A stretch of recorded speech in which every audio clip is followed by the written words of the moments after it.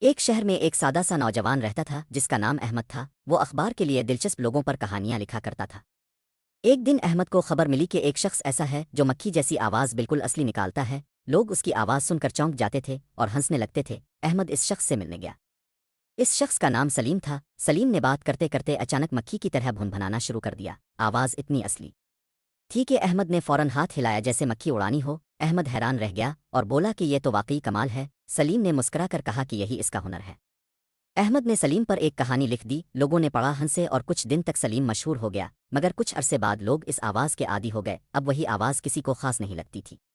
ایک دن احمد نے دوبارہ سلیم کو دیکھا۔ وہ خاموش اور اداس بیٹھا تھا۔ احمد نے پوچھا کہ کیا بات ہے؟ سلیم نے آہستہ سے کہا کہ میرے پاس صرف یہی ایک ہنر تھا، میں نے کبھی کچھ نیا سیکھنے کی کوشش نہیں کی۔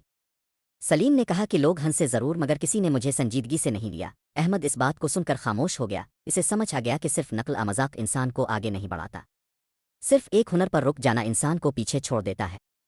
صلاحیت کے ساتھ محنت اور سیکھنے کا شوق بھی ضروری ہے۔ جو انسان خود کو بہتر نہیں بناتا لوگ اسے جلد بھول جاتے ہیں۔ اصل کامیابی وہ ہے جس میں فائدہ بھی ہو اور عزت بھی۔